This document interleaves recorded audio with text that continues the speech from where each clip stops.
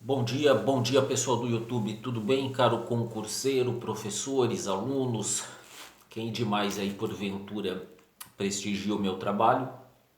Se inscreve no canal, curte, compartilha, sugere, critica, elogia, ativa o sininho para receber as notificações, eu vou ficar grato a você. Olha só pessoal, aula importante aí para os futuros professores ou já professores que vão prestar o concurso aí, seja da Prefeitura de São Paulo, seja um possível concurso do Estado de São Paulo, seja da Prefeitura de São Bernardo ou outros certames aí que ocorrem aí na nossa região afora. Hoje a gente vai conversar e eu vou expor alguns tópicos, elencar alguns tópicos para os senhores sobre uma corrente aí pedagógica, um movimento pedagógico aí que se estruturou no século XX aqui no Brasil, que é a leitura obrigatória, hein? Normalmente alguma coisa sempre cai também sobre a escola nova. Eu estou falando da escola nova. Então eu vou traçar um perfil para vocês aí de quem eram os representantes, como é que ela se originou, em que contexto ela surgiu. Lembrando que a pedagogia também é uma ciência, que ela é um amálgama de várias ciências aí que se interconectam. Psicologia da educação, filosofia da educação, sociologia da educação, história da educação, legislação educacional, direito educacional e por aí vai. Ela é um amálgama, uma panaceia, vamos falar bonito, né? Uma panaceia de várias ciências. Então olha só, década de 30, o Brasil passa por uma revolução. A Aliança Liberal, capitaneada pelo Vargas, chega ao poder, se instala no poder e muitas mudanças em várias áreas acontecem. Muitas mudanças em várias áreas acontecem. No campo educacional, vai surgir o Manifesto dos Pioneiros da Escola Nova, baseada num pressuposto pedagógico, num teórico, um filósofo da educação norte-americano, John Dewey, chamado John Dewey. Se escreve John Dewey, mas a pronúncia é John Dewey. Ele é norte-americano. E essa matriz norte-americana, aí nós temos que entender uma coisa, a matriz norte-americana é pragmática. Ela é de um movimento pragmatista. O que é pragmático? É aquele que sabe aplicar as teorias com bastante eficácia, com produtividade, com resultado, se desvinculando daquela pedagogia tradicional, católica, formada em bases humanistas, em bases morais, em bases religiosas. O John Dewey, um pragmatista norte-americano da década de 20 e 30 do século passado, ele começa a ter influência aqui no Brasil sob a tutela do governo Vargas. Ele vai inspirar aqui alguns proeminentes pedagogos e educadores brasileiros, dentre eles Anísio Teixeira. Anísio Teixeira é um dos maiores educadores do Brasil, com Paulo Freire. Não vamos entrar nas questões políticas partidárias, né? Vamos tratar, tudo bem, fale bem ou mal, mas falando do Anísio Teixeira, do Paulo Freire, da Maria Emília Ferreira, são ícones. Você pode questionar, criticar sem problema. Pro concurso aqui nós não vamos fazer a visão tão crítica, né? Nós vamos fazer a fundamentação legal do que cai no concurso. Então você tem a seguinte situação. Essa corrente pragmática do John Dewey, que é um norte-americano, vai influenciar o Vargas, os pedagogos aqui do Brasil. O Manifesto dos Pioneiros da Escola Nova, lá da década de 30, a chamada Escola Nova, é uma tradição que veio, a Escola Nova. Por que Escola Nova?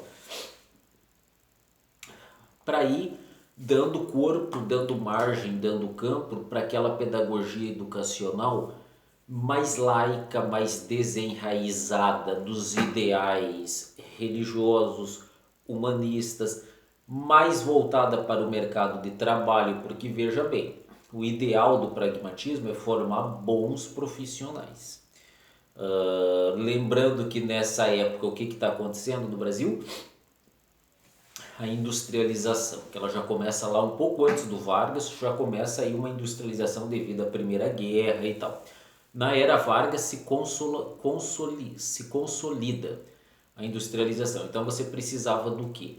Mão de obra qualificada. Lembrando que a pedagogia ela sofre e muitas interferências da história. O que vai acontecer? Para formar esse trabalhador competente, produtivo, o Vargas aí começou a ter influências aí, a receber as influências, a aceitar as influências. Vargas não era muito de aceitar, ele não era muito democrático, mas ele adotou aí o pragmatismo do John Dewey, que vai ser representado pelo Anísio Teixeira, o Manifesto dos Pioneiros da Escola Nova. Então você tem toda uma mudança naquela visão pedagógica mais tradicional, mais conservadora, mais voltada para questões humanistas, morais, da formação do indivíduo integral. Você tem um deslocamento para ideais mais pragmáticos. Essa é a tradução da escola nova. Se nós podemos traduzir a escola nova de alguma forma, ela tem a ver com o pragmatismo de John Dewey. John Dewey, norte-americano, pragmático, ele vai ecoar em quem? No Vargas. Vargas vai criar o Ministério lá da Educação. Quem que vai ser o representante lá? Anísio Teixeira. Anísio Teixeira. Depois quem que entra aí como um dos ministros? Gustavo Capanema. As reformas de Gustavo Capanema. Tudo isso vem numa esteira. Você tem os ideais pragmáticos que começam a influenciar no Brasil através da Escola Nova, do Manifesto dos Pioneiros da Escola Nova. Você tem isso por quê? Porque aqui nós começamos a ter um surto industrial. O Brasil ele não era um país industrializado até a Primeira Guerra. O Brasil vai ter a industrialização brasileira propriamente dita, ela vai começar pela tal substituição das importações. Por quê? Os países industrializados em guerra não exportavam mais por causa da guerra. O que o Vargas adotou aqui? Até um pouco antes isso já começa. A substituição das importações. Então Vargas vai criar um monte de indústria, que vai favorecer um monte de indústria. Por isso que ele é o pai dos pobres e a mãe dos ricos. Mas independente, essa escola pragmática norte-americana, representada pelo John Dewey, você tem que gravar isso e você tem que saber. John Dewey, pragmatismo, o ideal de formar não mais cidadãos plenos, morais, humanistas, com fortes tradições e vinculações religiosas católicas, diga-se de passagem, para formar um profissional eficiente. O pragmatismo não é tão preocupado com as suas convicções morais. Dane-se você e as suas convicções morais. Queremos um trabalhador competente. A visão de quem? John Dewey, pragmatismo, que vai ecoar aí num grande educador brasileiro. Quer nós criticamos, pode-se fazer muitas críticas, muitas. Pode-se, deve-se fazer. Mas como nós estamos preocupados com o concurso, a gente vai analisar a parte que interessa apenas para o concurso. Depois você critica aí a escola nova, é capitalista, é produtivista, não vê o ser humano como um ser integral, desvinculado da moral, tudo bem. Mas o ideal era formar um cidadão competente, tecnicista, produtivo.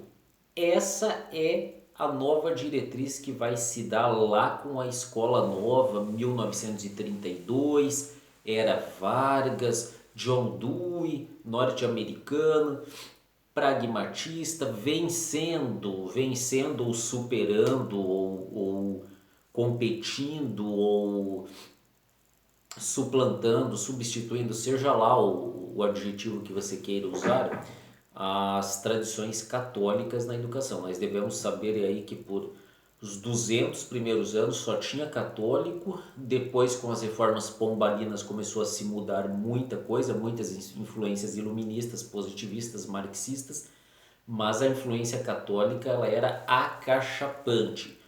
Com a escola nova, quando chegou a escola nova, você já tinha muitas dissidências aí dentro de uma pedagogia tradicional católica conservadora, mas a escola nova ela é um divisor de águas nessa história.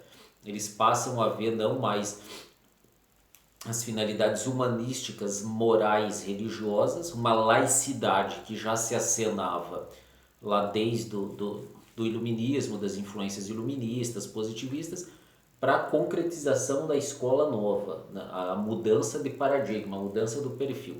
A escola nova ela quer cidadãos produtivos, pragmáticos, produtivistas. É a lógica do capital. Entendendo o capitalismo, entendendo a história, você entende a história das ideias pedagógicas. Elas são reflexos do modo de produção, Naquele momento histórico aí, entendeu-se aí o Vargas, aí, o Anísio Teixeira, depois o Gustavo Capanema, que essa influência pragmática do John Dewey era essencial para a formação aí dos jovens, das crianças. Beleza, pessoal? A gente conversa mais sobre isso.